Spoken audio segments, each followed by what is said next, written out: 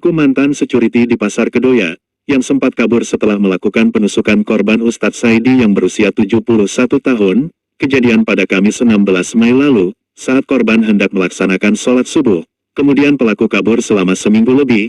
Pelaku dapat ditangkap di rumahnya di Kampung Bahari, Tanjung Priok, Jakarta Utara, pada Kamis 23 Mei kemarin. Peristiwa penusukan yang dilakukan pelaku, menurut Kapolres Metro Jakarta Barat Kombes Pol Syahdudi, pada jumpa pers Jumat tanggal 24 Mei tahun 2024, bermotif dendam, di mana pelaku merasa direndahkan oleh korban, karena pelaku ada rasa suka dengan cucu korban. Lebih jelasnya Syahdudi menerangkan. Perkara terkait dengan pembunuhan dan atau pembunuhan berencana.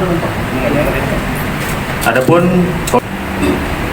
peristiwa yang terjadi pada hari Kamis tanggal 16 Mei 2024 sekira pukul 04.30 WIB, di mana korban atas nama MS akan melaksanakan sholat subuh di Musola Uswatun Hasanah, Jalan Pesinggaden nomor 10 RT 04 RW 08 Kedoya Utara Kebonjeruk, Jakarta Barat. Ketika korban akan mengambil air wudhu, tiba-tiba korban ditusuk atau ditikam oleh pelaku dari belakang. Kemudian sesaat setelah melakukan aksi penikaman, pelaku langsung melarikan diri. Dan oleh keluarganya, korban MS dibawa ke rumah sakit Geraha Kedoya, dan pada pukul 06.20 WIB korban dinyatakan meninggal dunia. Berhasil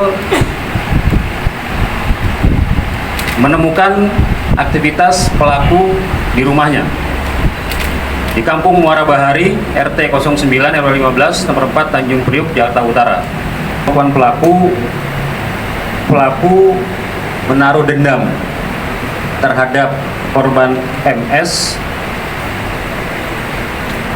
ketika pelaku menyukai salah satu cucu daripada korban yang bernama A.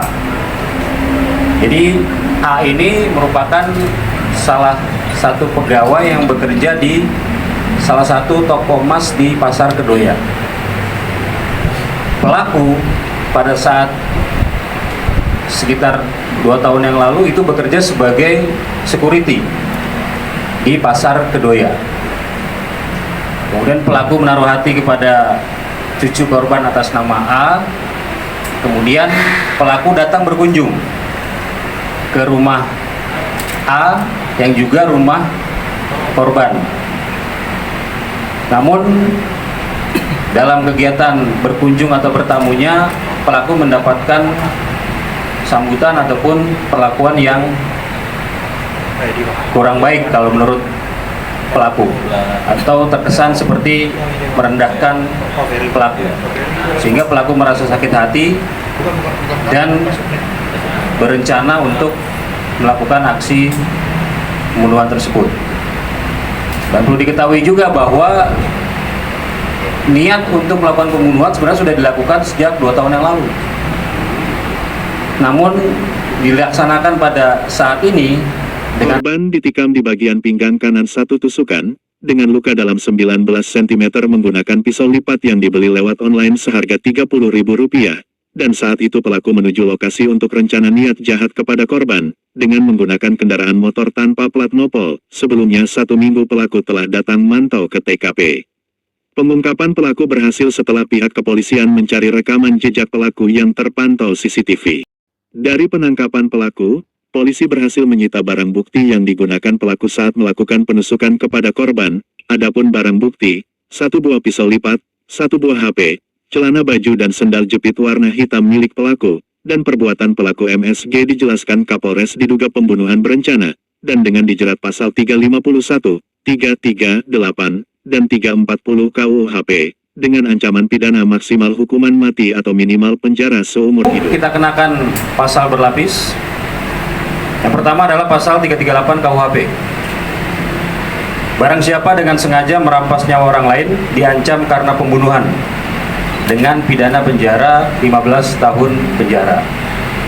Dan pasal 340 KUHP, barang siapa dengan sengaja dan dengan perencanaan terlebih dahulu merampas nyawa orang lain diancam karena pembunuhan berencana dengan pidana mati atau penjara seumur hidup atau selama waktu tertentu paling lama 20 tahun.